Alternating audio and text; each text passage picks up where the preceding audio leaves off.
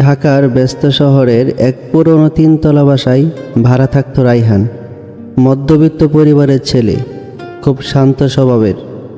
ছোট্ট একটা প্রাইভেট কোম্পানিতে চাকরি করত আর সন্ধ্যায় কয়েকটা টিউশন পড়িয়ে নিজের খরচ চালাতো।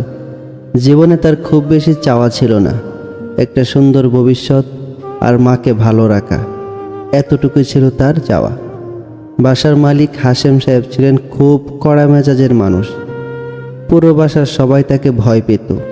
ভাড়াটিয়ারা সময় মতো ভাড়া না দিলে তিনি এমন রাগ দেখাতেন যেন পৃথিবীর সবচেয়ে বড় অপরাধ হয়ে গেছে। কিন্তু তার একমাত্র মেয়ে মায়া ছিল পুরো উল্টো, চঞ্চল, দুষ্ট, হাসি খুশি আর ভীষণ আদরে একটা মেয়ে। পুরো বাসা মাথায় তুলে রাখত সে। কখনো ছাদে গান গাইতো, কখনো ছোট বাচ্চাদের সাথে খেলতো, আবার কখনো ভাড়াটিয়াদের সাথে মজা করত। রাইহান প্রথম দিন থেকেই মেয়েটাকে একটু বিরক্তিকর মনে করত। কারণ হলো মায়া তাকে দেখলেই কিছু না কিছু করত। একদিন সকালে রাইহান অফিসে যাওয়ার জন্য বের হবে, ঠিক তখনই দেখে তার জুতার ফিতা একসাথে বেঁধে রাখা। সে অবাক হয়ে চারদিকে তাকাতেই বারান্দা থেকে মায়ার হাসির শব্দ ভেসে এলো। এই যে মিস্টার গম্ভীর, একটু হাসতেও তো শেখেন। রাইহান বিরক্ত হয়ে বলল, এসব বাচ্চামি আমার একদম ভালো লাগে না। মায়া ঠোঁট ফুলিয়ে বলল, আচ্ছা তাহলে আপনাকে হাসানোই আমার নতুন মিশন। এরপর থেকে যেন মায়ার দুষ্টমি আরও বেড়ে গেল। কখনো রাইহানের দরজায় নক করে পালিয়ে যেত, কখনো আবার তার টেবিলে চকলেট রেখে দিত, আবার কখনো ইচ্ছে করে ওয়াইফের পাসওয়ার্ড বদলে দিয়ে বলতো, এক কাপ চা খাওয়ালে পাসওয়ার্ড বলবো। রাইহান বাইরে থেকে রাগ দেখালেও ভেতরে ভেতরে মেয়েটার এসব পাগলামি তার ভালো লাগতে শুরু করেছিল। একদিন সন্ধ্যায় হঠাৎ প্রচণ্ড বৃষ্টি নামল। পুরো শহর যেন বৃষ্টির শব্দে থেমে গেল।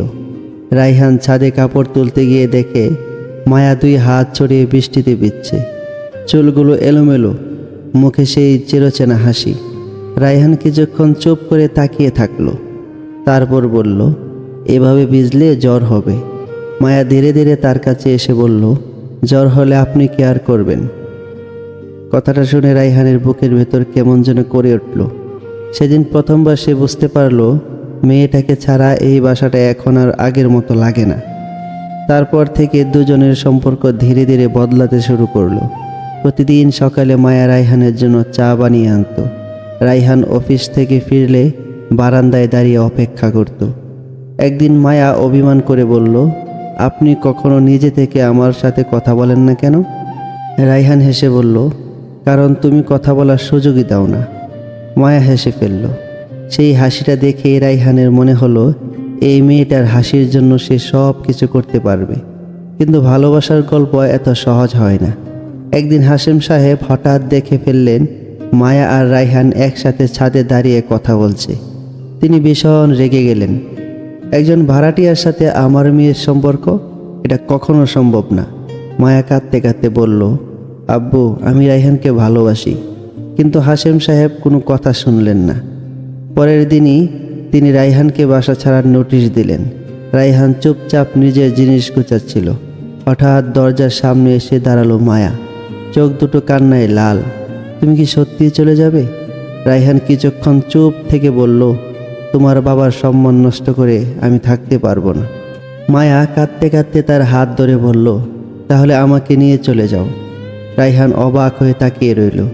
এই দুষ্ট চঞ্চল মেয়েটা কখন যে তার জীবনের সবচেয়ে গুরুত্বপূর্ণ মানুষ হয়ে গেছে সে নিজেও বুঝতে পারেনি।